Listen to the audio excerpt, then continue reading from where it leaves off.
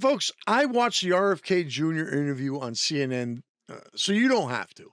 But it's pure gold. You've got Health and Human Services Secretary RFK Jr. Sitting across from CNN's Dana Bash, the woman with the perpetual scowl on State of the Union, and what was supposed to be a standard grilling turns into a 22-minute heavyweight brawl over Fauci, Trump, lockdowns, and the sacred cow of COVID vaccines. And RFK Jr. doesn't just hold his own, he lights her up. Now, Bash starts in with the usual, you're blaming Fauci for everything, but he worked for Trump. Doesn't Trump share the blame? Kennedy fires back. Trump wanted to end the lockdowns. The lockdowns were the disaster. 3.5 million businesses shuttered with no due process. Churches closed, schools closed, kids still paying the price. And we still ended up with one of the worst outcomes as a country. Now, Fauci's the one mismanaging it, and Trump was calling him every day, trying to reopen the country. She tries to pivot to the next, preparing for the next pandemic. But Kennedy says the primary obligation has to be protecting constitutional rights because the last time we suppressed them and silenced the doctors who dissented. Bash gets impatient, wants to move on, and that's when RFK Jr. drops the hammer on her. Of course you do, Dana, because you were part of the problem. He tells her straight to her face there was absolute press malpractice. Your job is fierce skepticism toward authority, and you weren't doing your job.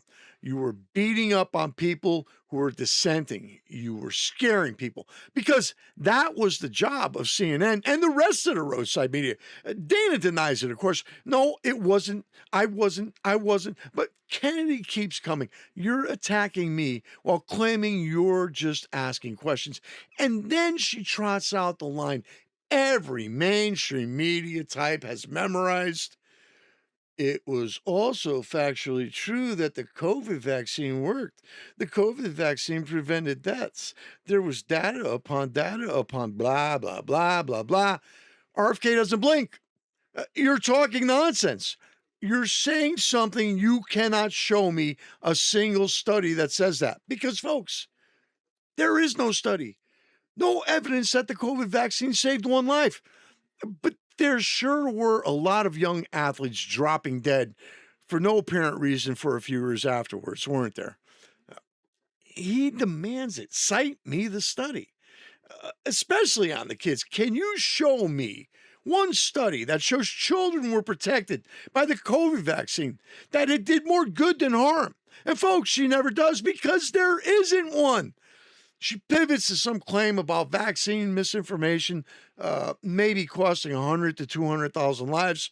She talks about studies in general. She says, I can tell you, but she never produces the specific study. She insists exists right there in the air. Now, Kennedy keeps pressing, cite me the study.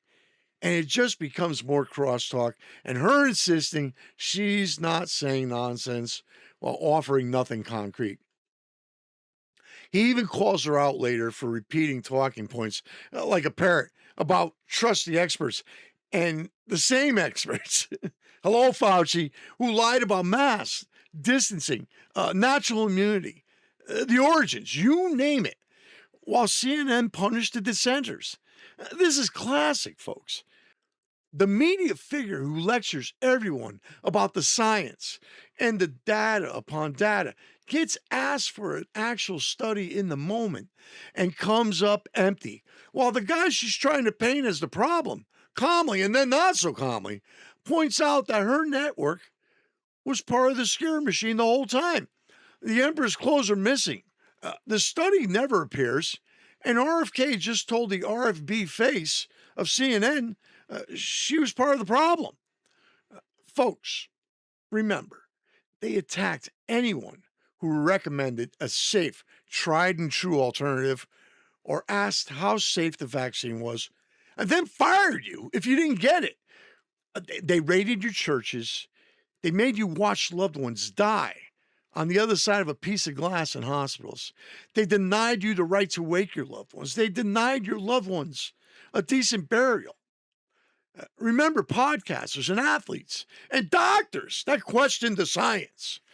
Well, folks, Jack over at Twitter and Susie over at YouTube will get a call from a government line, and the next thing you know, the offenders were unceremoniously bounced off the platforms. CNN, MSNBC, ABC, CBS, NBC, they were all in on it. All getting a good laugh at how stupid everyone was with their horse paste. Remember O'Reilly's buddy, Fredo Como, in his basement? And 1,000 other things. I can go on forever. That's the story, folks. Don't let them rewrite it. This is where we are today in America. We'll be back, and we hope you will too.